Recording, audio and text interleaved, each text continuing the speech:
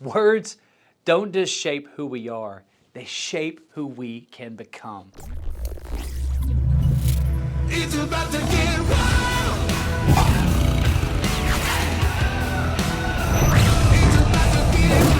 Welcome to Wild Wednesday, your 3-minute-ish boost for leadership culture, sales and marketing, and business breakthroughs to help you win the day. Let's pump the hump.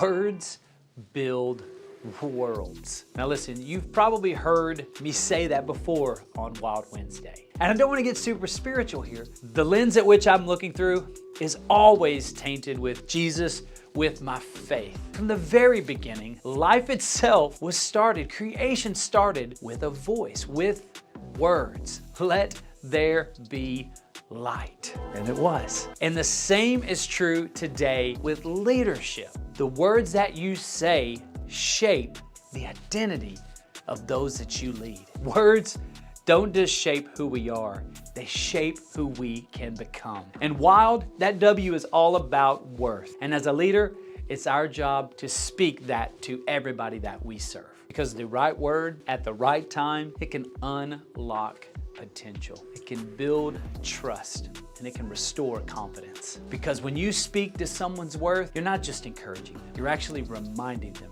of their true identity. So this week, use your words wisely, and we'll see you next week. Let's grow. Ooh yeah! Kuhl-Aid! Flavor of the week.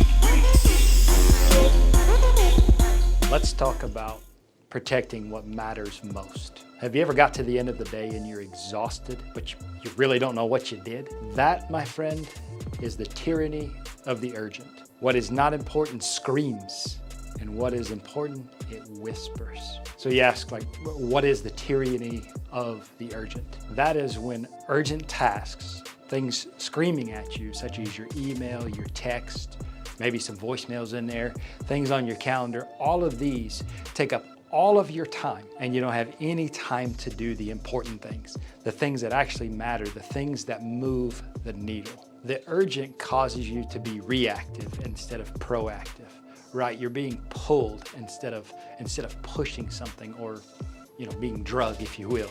This eventually breaks down your effectiveness, and it often leads to burnout. That feeling of I'm spinning my wheels in the mud, I'm not getting anywhere. Well, that's simply because the urgent is consuming all of your time and you're not actually moving the needle forward by doing what matters most. So let me leave you with this challenge. Sit down and write out your priorities. Don't look at your task list, your project list. Just simply write down with a pen and a piece of paper your priorities, and we'll start there. Let me leave you with this quote by Van Gogh.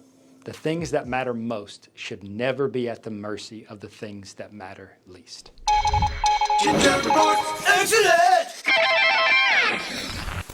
What if your next big win comes from helping someone that can't do a single thing for you? It's easy to serve when it benefits you, when it builds your brand, or when there's a reward. But true service shows up when it costs you, when there's no applause, no gain, and maybe even a little bit of pain. Let's take it a step further. Jesus washed feet, not for attention, not for followers, but because he knew the kingdom was built on humility, not hype. I've helped people I knew couldn't help me back, and sometimes it stung. But every time I chose service, I walked away with something deeper. Peace, purpose, and a clear conscience.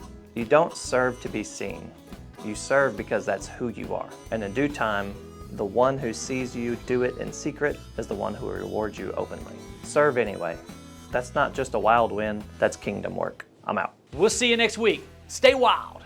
I know to look at the camera, Craig. This is the first time I've ever done this. It said, good looking. I'm like, oh, thanks, Mom.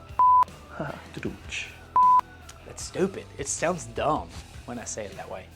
What if your I spit everywhere. I'm almost done. I don't like that. I hate it.